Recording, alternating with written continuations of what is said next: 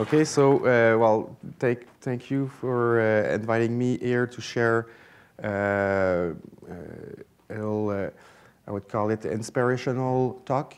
So if you see here and because the question that everybody's going to ask is like, oh, the guy from Far Cry, Assassin's Creed arrives, so he's going to give us all the tips on making the next open world big adventure. So I'm going to give you all the tips right now.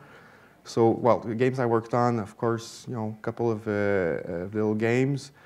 So I'm specializing, or was specialized on AAA console games. So the question is, what do you need, Pat, to make the console the big AAA game that's going to be big success? So it's pretty simple, the formula. So it's a mathematic. It's you need a lot of money and a lot of people. That's it. Thank you very much. So, and then well, the question is, so what if you don't have this? So it happens. Then what? It's like, do you quit making video games or not? And the title of the speech is New Horizons for Game Design. So technically, we should talk about the future of games. And the nice thing about being here with the student is the goal of this talk is, why I made it in the first place was to, at some point, I'm going to give it as much as I can to act as an evangelist on that. But at some point, somewhere in the world, there's going to be a young punk that's going to look at games and say, that's it. Those old farts, I'm done with those games, and I'm going to create something new. And if there's one thing to learn from that talk, is that there is probably something new. And it's not, maybe it's going to come from old veteran like me, but it's probably going to come from somebody else. And that it's okay to look and dig for something else. And if I would be a young guy, and actually that's what I'm doing right now, so maybe I'm not too old yet, but I would start looking at stuff that are different. Like Assassin's Creed, it already exists. So you want to make the next one, I mean, go ahead, but you're going to copy something else. If you want to make this the next best 2D side-scroller, it's going to be a little difficult to be declared a genius. So in that sense, we need to really start shaking things up and use the knowledge that we have as a game industry to start looking at other directions for things that we can express. And if you want to make 2D side-scroller game, it's perfect. If you want to make open-world first-person shooter games, gold, perfect. Those are going to continue being happen. If you're happy doing it, that's the best advice I can give you. If being happy at your work, there's nothing that's going to beat that. If you want to do something else and your objective is to, I have something to express through the medium of games, I mean, that's what this talk is going to be about. So next gen and the new mediums are already here. I mean, we already have things like Kinect and the Orbis and stuff that I'm reading on NeoGAF. I guess they have like new processors and stuff. It's going to happen pretty soon. The Wii U is there, so we have that second screen. And the iPad and Facebook and even our old friend, the PC is back, a little bit like the mustache. It needs to disappear for a while, and then it comes back. It's like new. It's like, it's fresh, a guy with a mustache. He's in an indie band. So that thing, that tectonic change opens up a lot of opportunity for people that want to, create something different, because people are looking for that. It's like, new console, what kind of new games can I play in it? And the thing is, for us, the old farts, AAA console developers, next gen is super scary because, like I said, the trick is that, you need money, but then suddenly you need a lot more money and a lot more people. And I'm not joking. 2 weeks ago, I was talking with a producer on, a game for the future, and it's like I'm looking at your target footage, and there's probably 10 times many assets that there were in this gen for your trailer. So if you're going to create, you need to have tools that are 10 times better to just equal the number of time and people that you're going to need for your title. And at some point, you're going to need 6,000 people to work on your game. It's ridiculous. And so either tools are going to become so awesome, or it's just going to cost a lot more money. And then at some point, you have a game that costs $200 million. You better have some amazing explosions for that. And the thing that I want to talk about is that there's a lot of brains in the game industry. And that's the beautiful thing, is that you have thousands of people all thinking about, I'm going to make video games and making video games better.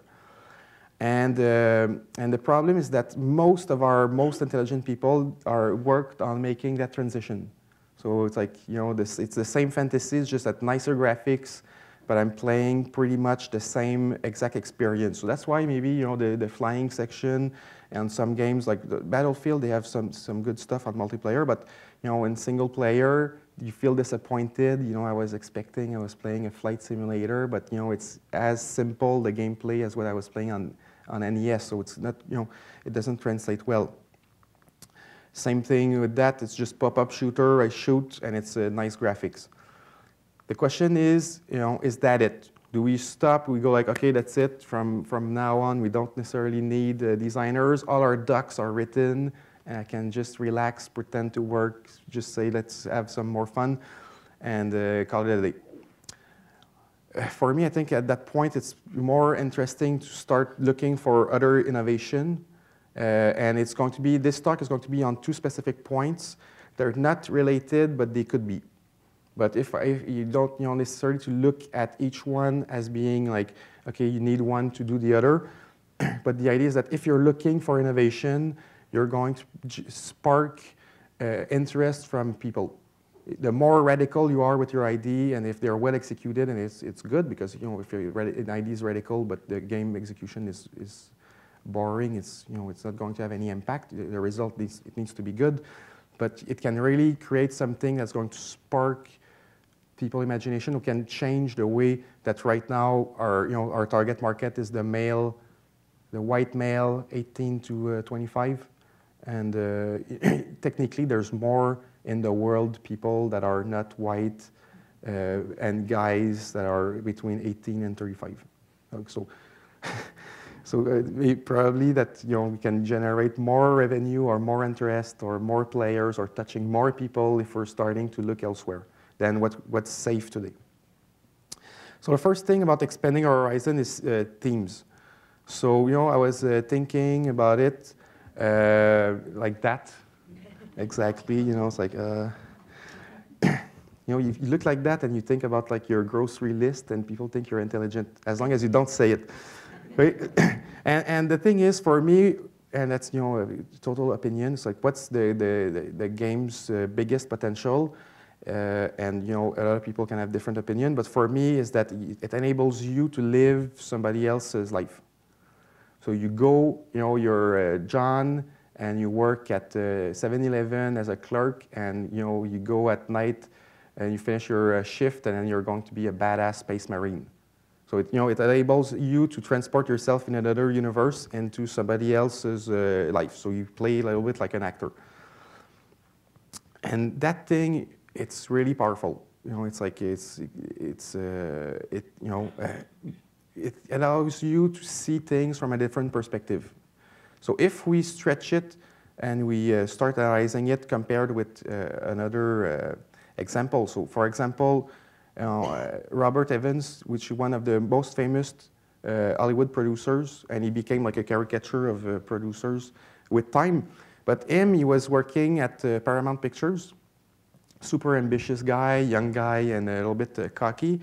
And he was going to be called in a meeting where Paramount, at that point, movies were those big, massive production with a lot of people on set, like think Cleopatra, with Liz Taylor, not Liv Tyler, no, Liz Taylor.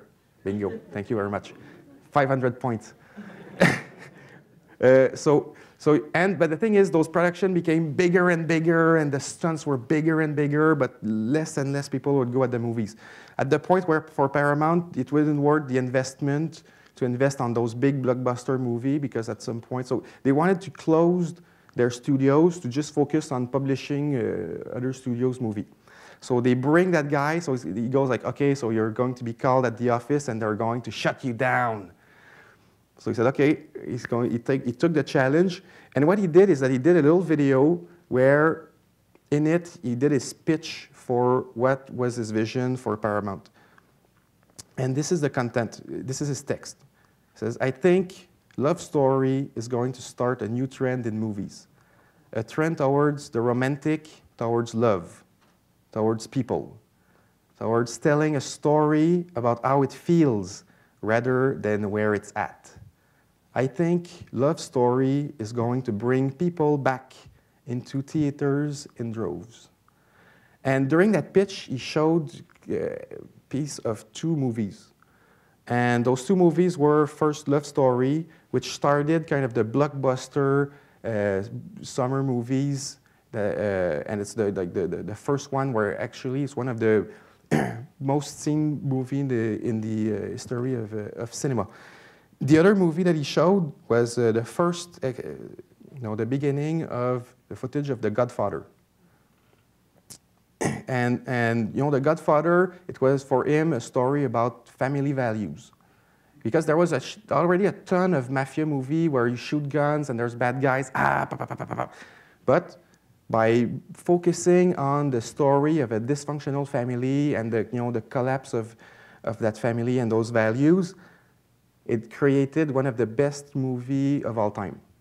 And if you start thinking about it, right now, what are our games? Games, when they're pitched, they're about where it's at. It's a game about your cowboy, and it's in the far west, and you're shooting people, pop, pop, pop, pop, pop. It's rarely we're going to go personal with those stories. And as we climb, the market for games, when it's rising, it's really difficult to argue against it. But there's a point where maybe our niche is filled. How many people, if they haven't bought God of War 1, 2, or 3, are going to go, now there's more normal maps on the character for God of War 4, I'm coming.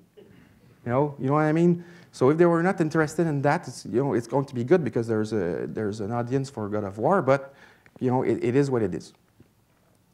And I think that right now, that's once again my opinion, but AAA console games are stuck in the little boy's fantasy. If you want to pitch a game, it's going to be about like, okay, I'm playing a G.I. Joe, why not with cars? There's some robots. So imagine Call of Duty, Black Ops 2, they pitch G.I. Joes with some robots in the future. So that's their pitch, or E-Man. So sometimes we try to pitch it as art, but it's maybe that version of it before making it. So it's okay, but at the same time, we're so used to it. It's been like 30 years. We've grown up with games, most of us. And it's like, but that's what games are. Games are just, it's that, but it can be more. And the shame is, if it's a business guy I'm talking with, no problem. That guy just wants to see a dollar value, and for him it's secure. They're not paid to have imagination. They're just paid to run a business. But when you have creative guys in one room that would say, you know what, this is not a good idea, we should not do that, it's too risky, blah, blah, blah, then that's when I start questioning if those people are really creative or they're just guys that settle for what already exists. So on that, let's talk drama. Let's talk about like if we would make a drama game. And if we're thinking drama, let's think about like the worst possible drama game we can make. Let's talk about Precious, the game. So I don't know if you know about Precious. So I'm going to use that. I'm going to use a lot of examples to start to stretch boundaries. And it's not because it's not the subjects are not funny, but with this humor, it's easier to start breaching a certain wall. But so Precious, what is it about? So for those who haven't seen it, it's about incest, rape. Yes, incest is pretty much the worst thing that could one of the worst things that could happen. Teen pregnancy especially when it's related with the incest, AIDS, and child abuse. So that's really heavy stuff. Like, whew. And the first thing that you're going to get from that room is, wow, nobody's interested in playing that. Who would want to sit down and play a game about incest, rape? It's too rough. Nobody wants to hear about it. It's not good. It's not good for entertainment. So let's compare if people are willing to sit down and see that happen. So that, Precious generated in revenue 63 million at the box office, which is, it's not Star Wars, but like I said to somebody, between $500 million in revenue and zero, there's a lot of nice numbers. 63 million is a nice number. And if you compare it with the last Conan the Barbarian in 3D, generated 48 millions, and a movie like The Eagle with Shannon Tatum, where you play a Roman guard, was at 27. And you know that? The thing is, if I would go at a company and pitch, or at anybody here in this room, where I say, Pat Plourde is making the next Conan the Barbarian game, there's like, everybody will go, yeah, yeah, yeah, and I'm probably going to get that budget, $48 million, to make my game. That's what it generated as a franchise.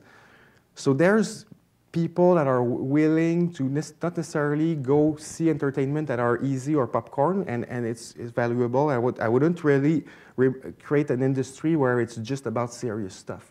Sometimes you watch a movie and you just want a good comedy, but as human beings, it's nice when you start seeing other situations where you can project and empathize with other characters in difficult situations, and then you go like, okay, I can recognize either people that I met, people I crossed around the street, and then it brings value to your life. So at that point, I get like, okay, so now, okay, maybe there's some people, Pat, that they could be interested in a game like Precious the Game in the world, but we're game designers here. We cannot make a game about incest, rape, pregnancy, AIDS, and child abuse. It's impossible. There's no gameplay, right? And you get really nervous. Can I shoot somebody, please? At some point, I'm going to be able to shoot like. So, and that's why sometimes we think too small, because in my mind it already exists mechanically, and it's this game called Dragon Age 2. So in Dragon Age 2, they made the problem is that they made it by accident. They created some emotion using their gameplay by mistake. So they have that little bar called the rivalry system, and then you could talk with your friends, your party, and then the goal is that you're going to be rewarded if you're maximum to the bar. So it's like you really want to be friendly. Like I want to really get to being a friend with that character. So whatever you're going to do in your choice, you're going to put your points in either a rivalry or friends. And you have this character, Anders. And what happened is that Anders is a little bit aggressively gay. So if you don't want to lose, so if you're invested in the system and you go like, okay, I want to really become his friend, then at some point the system is going to make it so that you're going to sleep with him. And what happened, a little bit of controversy when the game came out, is that people go on forums and you go like, you know what, you ruined my characters. He slept with that guy. I closed my eyes. And it's like, no, it's finished. And he felt, it's like they felt raped. They felt like you ruined my character and I did something that I didn't want. And the thing is, so the issue is that it wasn't intended. But they were able to generate an emotion where it's like, I was forced to do it because of maths and because the way I was playing. So let's translate that thing into maybe a more real life story that I can relate. So we have here, it's level 1 mom.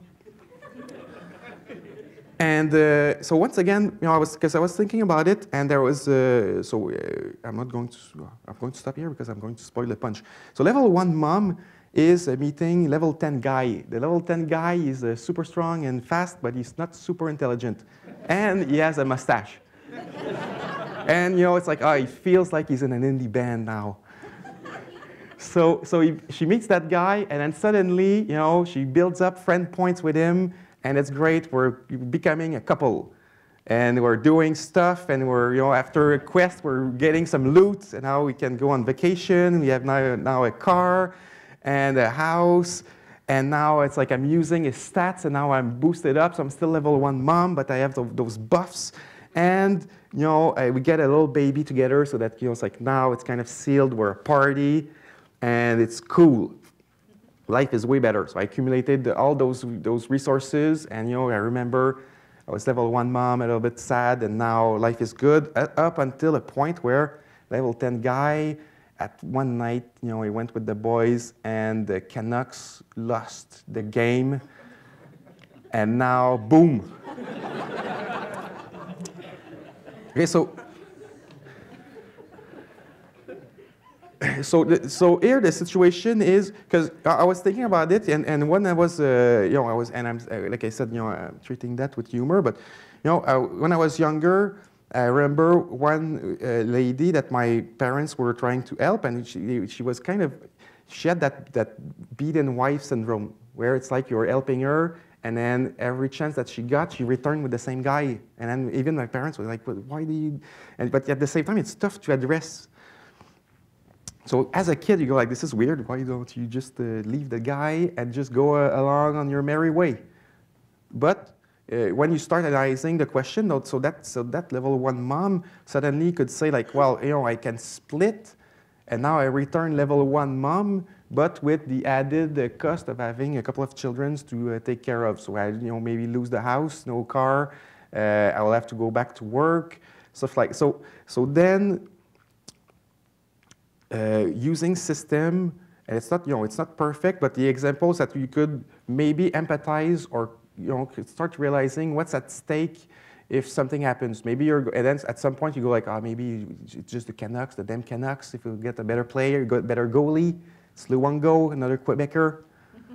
The problem, but it's like you try to make excuse, or at least using systems, you could try to relate to real life case, and then when you hear back about a case like that, then instead of saying just like, you just move out of that place or quit the guy who gives a crap, then you go like, okay, no, but the situations in life are more complicated. And that's all using just what we know how to make like RPGs in a way that would force people to think. And once again, it's coming back to enabling players to live somebody else's life. And using those systems, it's not proven, but it could really tap into a new potential with different people that would want to join us in what we enjoy into placing points in little bars. And ultimately, it would be more about telling a story of how it feels than where it's at. That story can happen in any neighborhood. I come from Montreal, but it's probably as relevant in Vancouver, Los Angeles, New York, Paris, Chengdu, something in China. It's something universal, and so then the rules of the market are if it's something that's human, it's something that can touch anybody. Then I'm going to switch on the second thing to expand our horizon. So I talk about thematically where we can go. We can really push stuff further, but we can do the same thing with technology. So we're in a technology-driven market, and the thing is, people are kind of ready to be amazed. It's like, oh, you have those microphones, those touch screens, cameras, online, ready, buddy, I'm ready. And the thing is, it's easy to get it wrong. And most of the time, we're doing it. How many people bought the Kinect because it's like, oh my God, it's going to be awesome, Minority Report style, and I'm getting games to play like that. It's not. It's I guess both Microsoft or us, we disappointed those users, those 10 million, 15 million people that bought the Kinect. They wanted that sci-fi experience, and they were get it wrong. Or how many people really played Killzone with the move? Like it really changed the game? I don't really think so. Or the worst guys are the ones that put like little sticks on iPads. I mean, you're doing it wrong. You just want to put a game on any kind of platform, regardless of what that platform is doing for real. So technology, it's easy to just go like, okay, we're going to do the same exact old stuff and then bring it new, and it's going to be okay. But I think it can be more than that. So what happened is that at some point at Ubisoft Montreal, the nice thing is that if somebody's acute to what's going on, there's always kind of money thrown at random stuff. So I read on the internet that we were giving money for doing a research chair on AI at the University of Montreal. So it was like 45 million or something like that. So me, I was like, wow, I can really do some stuff with that $40 million of research. And they were kind of looking for crazy idea. Because I roam in the corridor, and then generally I'm saying crazy stuff. So it's cool to be a creative director because it makes you intelligent. If I would be poor in the street, they would call me a homeless guy. So the barrier between a creative director and homeless guy is probably just the type of glasses that you have. Because otherwise you still look like rugged and like that. So, but they were looking for crazy stuff. So then it's like perfect. At some point, it's like somebody's going to finance my crazy stuff, and since it's R&D, we can fail as much as we want. And so once again, I returned to my thinking pose, and I had that thing about creating dialogue as gameplay, as a thing of research. We're not doing it enough. So we have some games with some dialogues, but it's like choosing three. And I think that there's a lot of stuff that can be researched technologically in that field. And it was, it's like what makes conversation and argument fun. And not only that, and the thing is, that discussions are so fun that we're willing to pay hundreds of dollars to go at restaurants just to have them. And when I say that, people are going, oh, we're going for the good food. It's like, no, you're not going for the good food. I once was in Paris, so imagine that. I'm in Paris alone at a restaurant on a Sunday night, and it was the most depressing night of my life. And I had amazing food. I was like, I'm in Paris eating some awesome food, and I'm like, I'm bored out of my mind. I wish I could just watch my iPad right now. So, but I felt it was rude. So we're actually going at restaurants, share a meal, but to share a discussion with other people. It's so fun. We're willing to be, to pay for those events to happen or to invite other people. So that's a great fun. And is there a context to generate conversation fast that would generate gameplay that could be playable? And the last thing was that it wouldn't be driven by game design in a Mass Effect way where you choose, or the way you select your dialogue is to become a Paragon or a Renegade. It's like me. It's like they even put the dialogue in blue, so I don't give a shit what the guy says. I just blue, like blue, blue, blue, blue, blue. Yeah, Paragon points. And it's always the thing about, hey, how can I get that chick in bed, that space alien chick? That's the only thing. Otherwise, why would you talk with the crew? It's like there's no chance for having sex. I don't know. So with that that twisted mind, so I pitched them the idea of speed dating the game using a Kinect or iPad. So the goal would be that how many phone numbers can you get within 10 minutes if you have 1 minute to speak with random characters that appear on screen. And it didn't go super well. Like the programmer says, no, it's impossible. You cannot do speed dating. We could do interrogating a guy when we torture him. It's going to work. But we cannot do love. It's impossible. There's nothing about love in speed dating. It's like I just want a phone number. So, but it's just to bring back the point of if that scenario of interrogating somebody, if it's about torture, then it's okay, or like rah, rah, rah, if it's about. And then when I was saying that, the programmer at university said no, and then the woman that was driving the initiative was saying yes. So just to see the little difference that was going on there. So it was, you're going to use a novel use of technology where the game would be using the microphone for speech to text to speech kind of thing, because the game would translate all our speech into text. And after that, the answer would be, because everything that is AI is, going in text that is read back. And would use a camera for biofeedback. So suddenly, if the game would know how I look or what's my facial expression, then I would kind of be forced to act on it. So that would be totally new, and then I would have to, in my mind, would bring players, they would be forced to be immersed.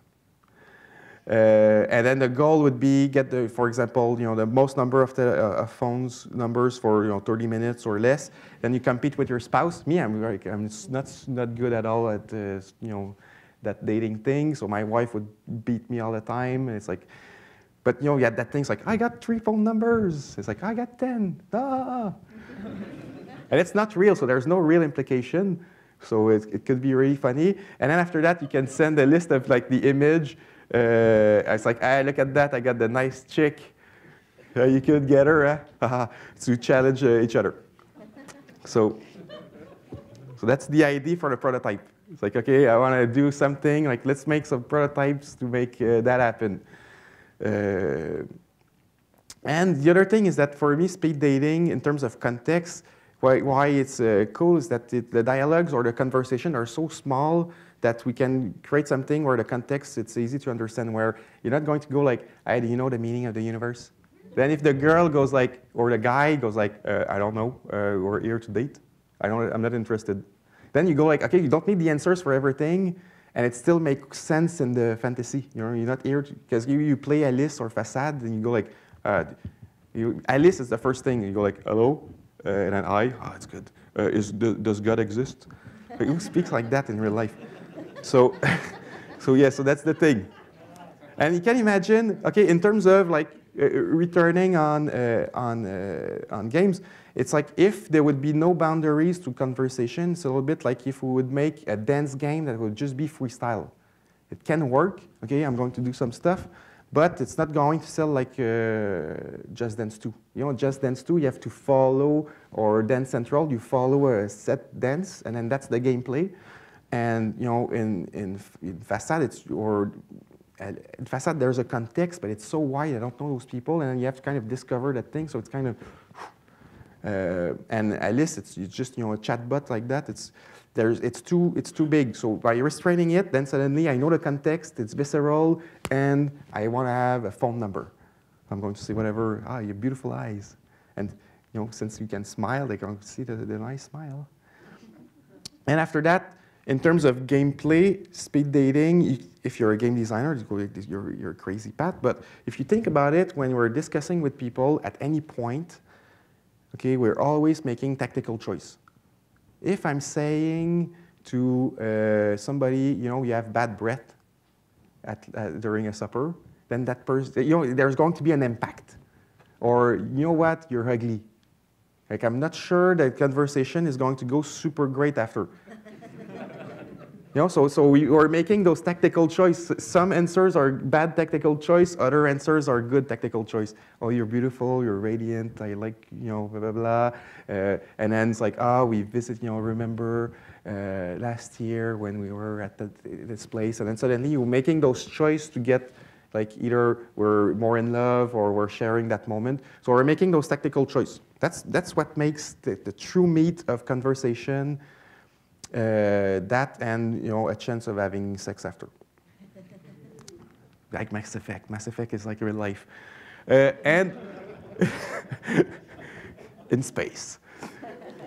So and it used like real life rules to determine the right behavior. So then you already automatically have like a set of game where people would if you follow natural rules, you don't need to invent crazy stuff, and people would go like, okay, yes, it made sense that. It looked like that, or maybe if the girl appears or the guy, but it's like and dressed like dominatrix, then we can say maybe other stuff that would be inappropriate at other place would become appropriate. Now because you have to adjust, or different depending on the culture, it would be different lines. etc. And ultimately, like I said, biofeedback. So now I would have to say that and act. So it's not just about choosing stuff like this in the corner, because the game would know if you're interested, stressed, bored, or confident. So I learned that women, what they prefer is confident guy. So I would boost up my confidence, smile, I'm interested, and because I want numbers, give me some numbers. But I would look stressed, so then it would be off. It's like, that guy is stressed. I'm not sure I want to give him my number. He's going to be a serial killer. And so the game would be able to react like a person would in real life. So if you're not looking at the screen, hey, I'm not interesting. Look at me on the screen, etc.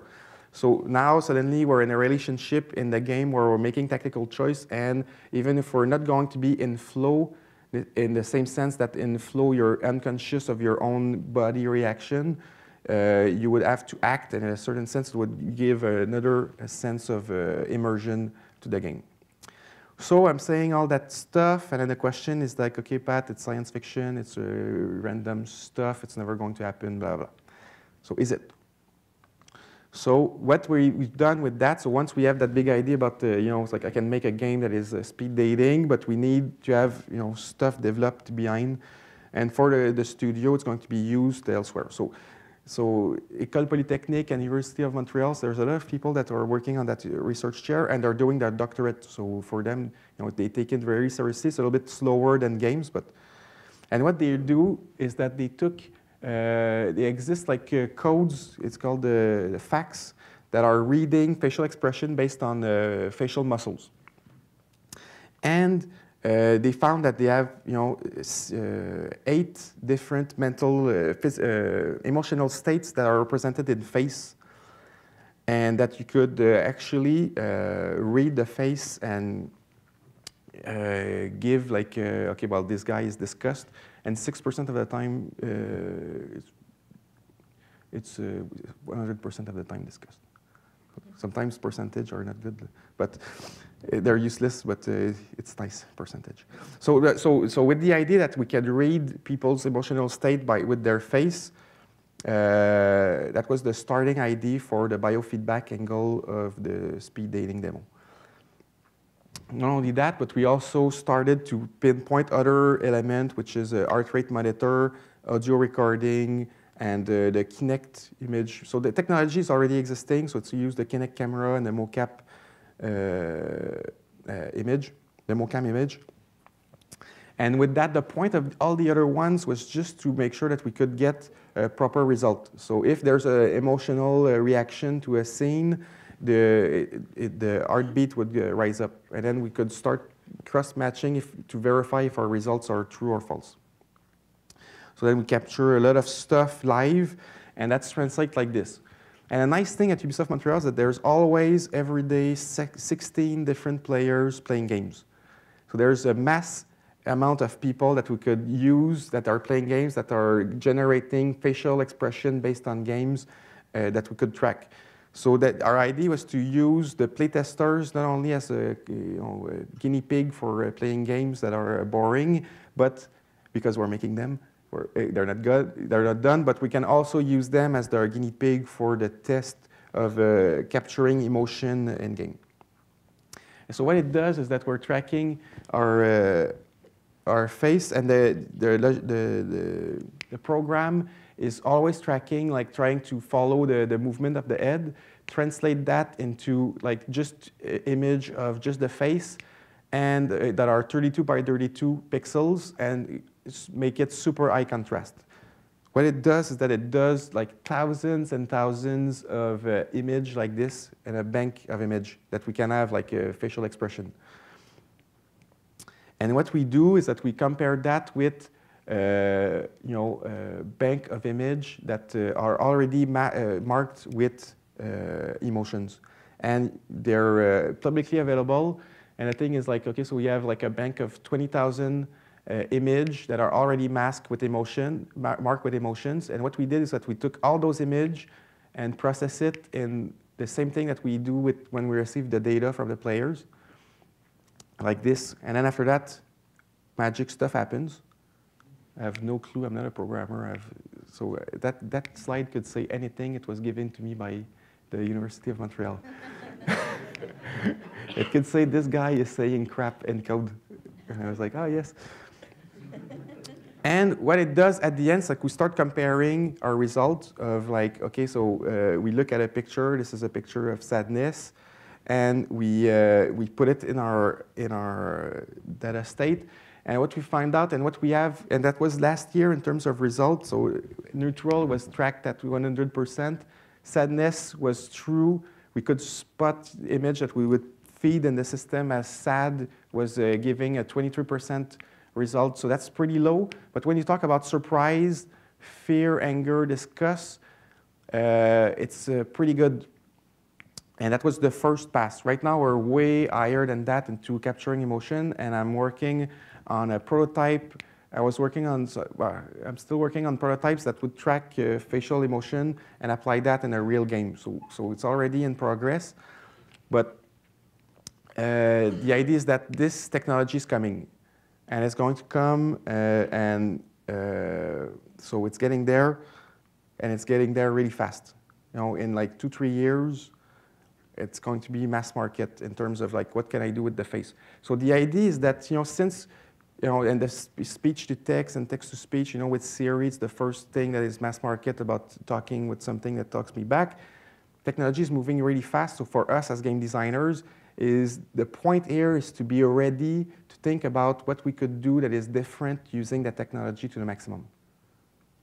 Okay, you can start already, even if you're a junior or a student and you're going to work on Need for Speed for 5 years.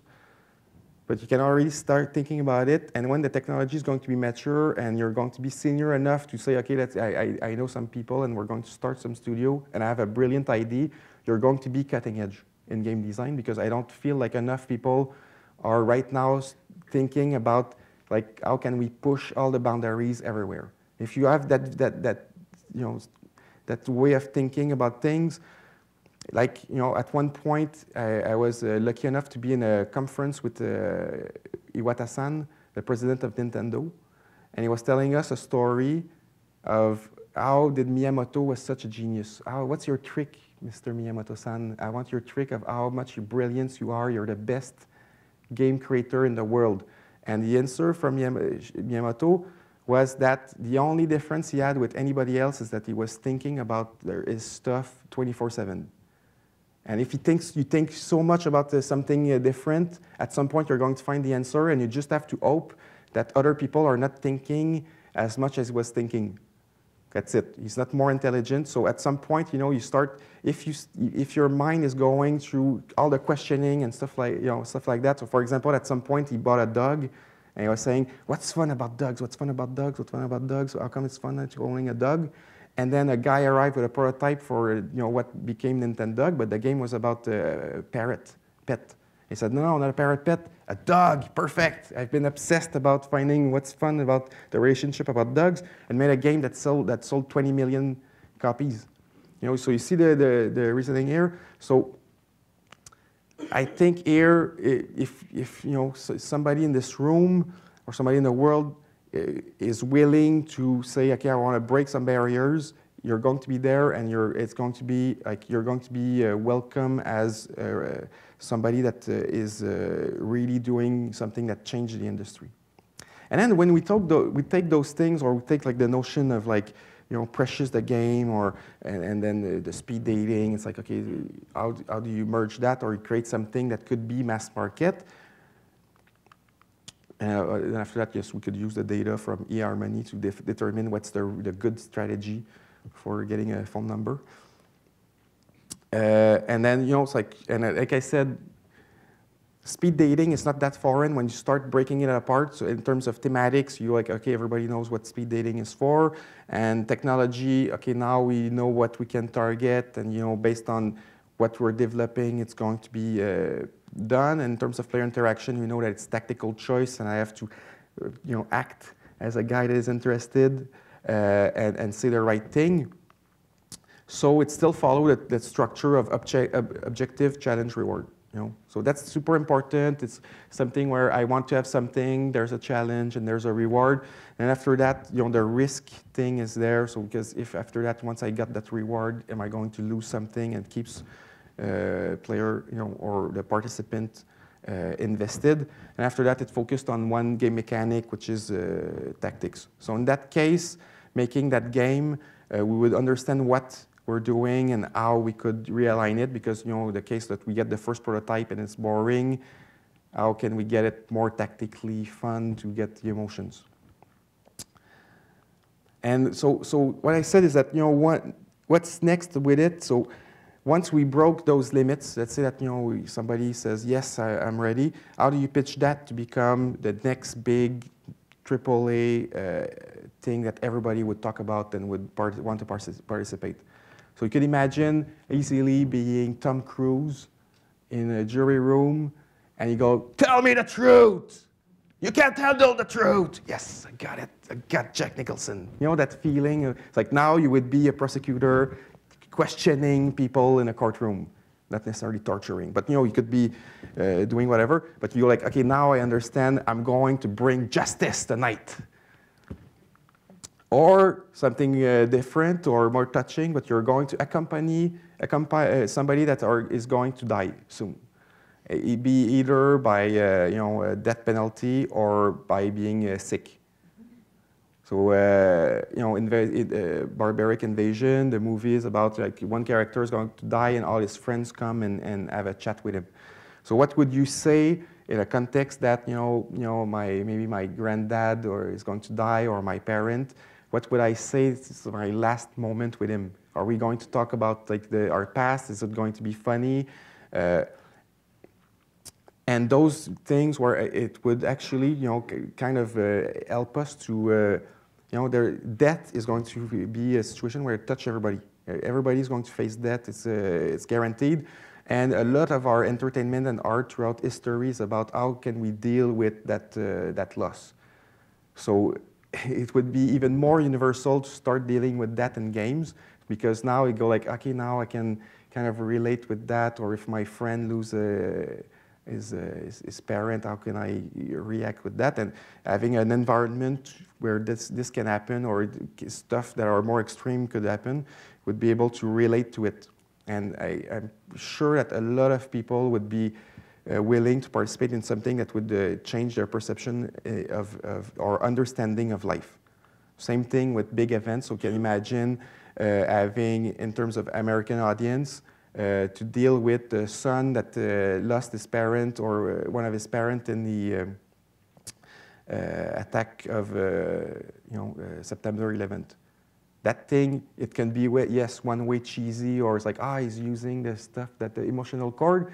At the same time, if it's done correctly, it's something that could help a whole nation mourn a tragic event. So for me, right now, it's exciting times. It's, every time that it's risky, it means that it's an opportunity for something to change. Otherwise, there would be no risk. We would just continue having other games that we're making. First of all, we master a medium like never before. Like right now, even more than when I started 10 years ago, there's more discussion about what makes game tick. And, is it cinematics or blah, blah, blah. And those discussions now, they become like we're more at ease with where we're going, and there's probably we're ready to take on a bigger challenge. And I think that people are ready for those innovators. Those people that bought the Kinect for the idea of I'm going to do something that is, sci-fi with holograms and stuff. You think about Oculus Rift, for example, in terms of immersion. People are going to be ready for having those next-gen immersion thing. If you're going to play, the same old game with Oculus Rift, it's going to be cool the first time, but then you're going to go like it's exactly the same exact game I've played every day for the last 5 years. So, yeah. And I think it's going to come, in building games that are telling a story about how it feels, ultimately, rather than where it's at. And, in the worst case, in the best case situation, that way of thinking If it's good for The Godfather, I think it's good for any game that we can work on it. So that's it. Thanks.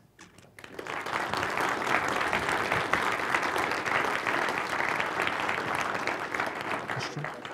Okay, so we have 5 minutes. I don't know if anybody have some questions. Even in the balcony, I saw you all sleep. It's okay. Wow, quietest audience ever. It's a good or a bad sign. But, yes?